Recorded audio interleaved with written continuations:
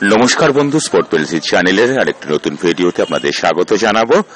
আমার মা ইস্ট বেঙ্গলের সমর্থনে আপনারা কিন্তু কমেন্ট সেকশনে জয় ইস্ট বেঙ্গল কথাটা আপনাদের বলতেই হবে। আমার চ্যানেলটাকে আপনারা সাবস্ক্রাইব করলেন কিনা, শেয়ার করলেন কিনা বা লাইক দিলেন কিনা, এটা আমার কাছে কোনো মানেই রাখে না। আমি চাই একটা বৃহত্তর ইস্ট বেঙ্গল পরিবার আমরা গড়ে ফেলবো। ইতিমধ্যে 12,000-এর প্রায় কাছাকাছি একটা বড় ইস্ট বেঙ্গল পরিবার গড়ে ফেলেছি। সেই পরিবারকে বাড়তে বাড়তে একটা কথাই বলতে হয়, আসুন বন্ধু, ভিডিওর নিচে থাকা সাবস্ক্রাইবার বাটনটিকে একটু ছুঁয়ে দিন। আসুন না, আপনি তো ইস্ট বেঙ্গল সমর্থক, ইস্ট বেঙ্গল ক্লাবের জন্য এটুকু আপনি তো করবেনই। আমার মনে হয় না আপনাকে অনুরোধ করতে হবে। ভিডিওটিকে সাবস্ক্রাইব করুন, চ্যানেলটিকে সাবস্ক্রাইব করুন এবং কমেন্ট সেকশনে কিন্তু ইস্ট বেঙ্গল জয়ের, ইস্ট বেঙ্গলের মায়ের নামে জয়ধ্বনি করবেন। আপনার মা ইস্ট বেঙ্গল, তার নামে জয়ধ্বনি আপনি সন্তান হিসাবে করবেন না। চলে আসুন ভিডিওর একদম মূল প্রসঙ্গে। পরবর্তী ম্যাচ কার বিরুদ্ধে?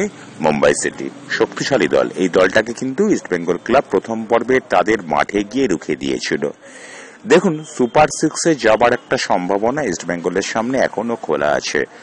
নর্থ ইস্ট ইউনাইটেডের বিরুদ্ধে হেরে গিয়ে এটা যে একেবারে যে নষ্ট হয়ে গিয়েছে সে কথা আমরা বলবো না, তবে লড়াইটা যে ভীষণ কঠিন। আসল কথা, একটা প্রতিদ্বন্দ্বিতাপূর্ণ ইন্ডিয়ান সুপার লিগের মতো খেলাতে যত একটা ম্যাচ গড়াতে থাকে তত প্রতিদ্বন্দ্বিতা বাড়ে। কিন্তু এর থেকেও বড় কথা বন্ধু, এগুলো শোনার জন্য আপনারা আমার ভিডিওটা শুনছেন না, তার থেকেও বড় চমক এই ভিডিওতে যেটা অপেক্ষা করছে সেটা হচ্ছে যে একটা দুটো বিদেশি জুটি ইস্ট বেঙ্গল ক্লাবে আমরা দেখতে পারবো মুম্বাই সিটি এফসি ম্যাচে। ম্যাচটা ঘরের মাঠে হবে, জিও ভারতের ক্রীড়াঙ্গনে। টিকিট কিন্তু অ্যাভেলেবেল। অনেকে টিকিট সংগ্রহ করেছেন, টিকিট সংগ্রহ করতে পারেননি। যারা পারেন আর টিভিতে খেলা দেখবেন সেটা পরের কথা। তবে একটা কথা আমি দায়িত্ব নিয়ে বন্ধু আজকে বলতে পারি, এই ম্যাচে কোচ কার্লোস কুয়ার্তাত কিন্তু রীতিমতো চমকে দিচ্ছেন। দুজন বিদেশিকে প্রথম 11 নামিয়ে দিচ্ছেন। আমি কালকে ইস্ট বেঙ্গল ক্লাবের দলটা সম্পর্কে আপনাদের একটা কথা বলে দিই। আমি বিদেশি ফুটবলার সম্পর্কে কথা বলবো। ক্রেসপো কালকের ম্যাচেও থাকবে না, তবে সৌভাগ্যের বিষয় যে সৌভিক চক্রবর্তী কিন্তু ফিরে এসেছেন এবং তিনি ফিরে আসা মানে ইস্ট বেঙ্গল ক্লাব যে একটা নতুন উদ্যমে এগোবেন সেটা বলা বাহুল্য। তবে ওই যে বললাম যে কালকে প্রথম 11 কোন 4 জন বিদেশি ফুটবলারকে কোচ কার্লোস কুয়ার্তাত নির্বাচন করেছেন? হিজাজি মায়ের, পার্দো লুকাস এবং নবাগত দুজন বিদেশি, সেটা ভিক্টর এবং ব্রাউন। দুজন বিদেশিকেই কালকে প্রথম 11 আমরা দেখতে পারবো। তার কারণ আপনারা জানেন যে ক্রেসপো চোটের জন্য মাঠের বাইরে আছেন। আরো বেশ কয়েকটা ম্যাচে, অন্তত দুটো ম্যাচ তো বটেই, তিনি মাঠের বাইরে থাকবেন। আর ক্লেটন সিলভা অহেতুক কার্ডটা দেখে নিয়ে মাঠের বাইরে গেলেন। অধিনায়কের কাছ থেকে আমরা কিন্তু আরেকটু বেশি দায়িত্ববোধ আশা করেছিলাম। ক্লেটন সিলভা সেই দায়িত্বটা হয়তো পালন করতে ভুলে গেলেন। হতে পারে ক্ষণিকের ভুলে, ম্যাচের উত্তেজনায় তিনি প্রায় ইস্ট বেঙ্গল ক্লাবকে ডুবালেন। ক্লেটন সিলভা থাকা এবং না থাকা কিন্তু ভীষণভাবে প্রভাব ফেলে, বিশেষ করে মুম্বাই সিটির মতো দল, অত্যন্ত শক্তিশালী দল। যদি একটা কথা বলবো বন্ধু, শক্তিশালী দল তারা ছিল, কিন্তু এই মুহূর্তে তারা কিন্তু সেই ধ্বংসাত্মক মুম্বাই সিটি আর নেই। তাদের থেকে এমন একজন ফুটবলার, স্টুয়ার্টের কথা বলছি, বেরিয়ে গেছেন। মুম্বাই পায় খণ্ড বেখণ্ড, ছিন্ন বিচ্ছিন্ন হয়ে গিয়েছে। এই সুযোগটাকে ইস্ট বেঙ্গল আশা করব ঘরের মাঠে কাজে লাগাবে। তার কারণ দেখুন, 6টা দলের মধ্যে যদি ইস্ট বেঙ্গল ক্লাবকে থাকতে হয় নর্থ ইস্টার্নের বিরুদ্ধে পয়েন্ট নষ্ট, মানে কত বড় যে অন্যায়, কত বড় যে ভুল। অনেকে বলছেন যে হতেই পারে, আমিও মানছি একটা দল টানা 11টা ম্যাচে অপরাজিত, একটা ম্যাচে তো অঘটন ঘটতেই পারে। কিন্তু এই অঘটনটা যদি নর্থ ইস্ট ইউনাইটেডের বিরুদ্ধে না ঘটে মুম্বাই সিটির বিরুদ্ধে ঘটত। তার কারণ দেখুন, প্রথম 5টা দল কে বা কারা হবে, তাদের সাথে ইস্ট বেঙ্গলের ব্যবধানটা অনেক দূর। তাদের সাথে ইস্ট বেঙ্গল ক্লাব আর পেরে উঠবে না, তারা প্রায় নির্ধারিত হয়ে গিয়েছে। 6টা দলের সাথে লড়াই চলছে।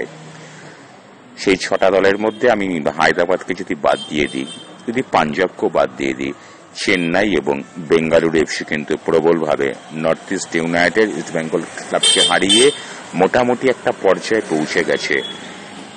এমন একটা জায়গায় সুপার সিক্সে ওঠার যে সম্ভাবনা আমাদের সামনে তৈরি হয়েছে, সেই সম্ভাবনার কাজে লাগিয়ে কোচ কার্লোস কুয়ার্তাত তিনি তার মতন করে দল গঠন করেছেন। দুজন বিদেশিকে তিনি কালকেই মাঠে নামিয়ে দেবেন।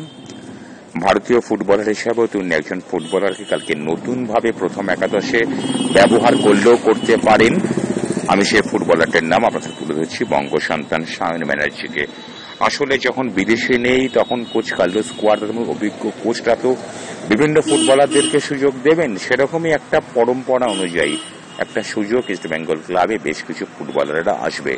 তবে একটা কথা দায়িত্ব নিয়ে বলতে পারি যে সৌভিক চক্রবর্তী ফিরেছে মানে মাঝ কিছুটা হলেও স্ট্রং হয়েছে। আগের দিনের খেলাটা দেখেছেন তো, যোগ্য দল হিসাবে নর্থ ইস্ট ইউনাইটেড জিতেছে। আমি তো 90 মিনিটের মধ্যে প্রথম 45 মিনিটে ইস্ট বেঙ্গল ক্লাবকে খুঁজেই পাইনি, পরের 45 মিনিটে খুঁজে পাওয়া গিয়েছে। সত্যি করে যোগ্য দল হিসাবে north east United east Bengal ক্লাবকে পরাস্ত করেছে। একটা কথা আপনাদের কাছে তুলে ধরতে চাই, নর্থ ইস্ট ইউনাইটেডের থেকে দ্বিগুণ শক্তিশালী দল এই মুম্বাই সিটি এফসি।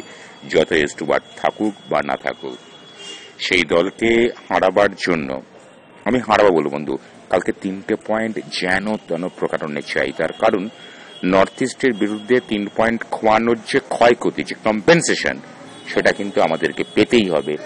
সব মিলিয়ে কালকে ইস্ট বেঙ্গল ক্লাবের সামনে একটা রুদ্ধশ্বাস ম্যাচ। কোচ তো রীতিমতো রেফারিংকে গালিগালাজ করছেন, সঠিক কথা বলছেন, তবে একই সঙ্গে বলবো কোচের পজিশনে বা অবস্থায় দাঁড়িয়ে এরকম কথা বলা উচিত নয়। লাস্টে কোচই সাসপেন্ড হয়ে যাবেন, ইস্ট বেঙ্গল ক্লাব মহাকারের গর্বে ঢুকে যাবে। এখন এই কথাগুলো বলা উচিত না, কোচকে বাস্তবোচিত হতে হবে। আমি আশা করব টিম ম্যানেজমেন্ট এই বিষয়ে কোচকে পরামর্শ দেবেন। এখনো পর্যন্ত কেন দেননি, এটা একটা বড় প্রশ্ন। দেওয়া উচিত। তিনি এত কথা কিন্তু রেফারিকে নিয়ে বলতে পারেন না। গোটা বিশ্ব ফুটবলে কথা বলে মেসিও শাস্তি পায়, কোচ কার্লোস কুয়াদ্রাদো কোন ছাড়। চলুন বন্ধু, কমেন্ট সেকশনে আসুন লিখি, জয় ইস্ট বেঙ্গলের জয়। ধন্যবাদ।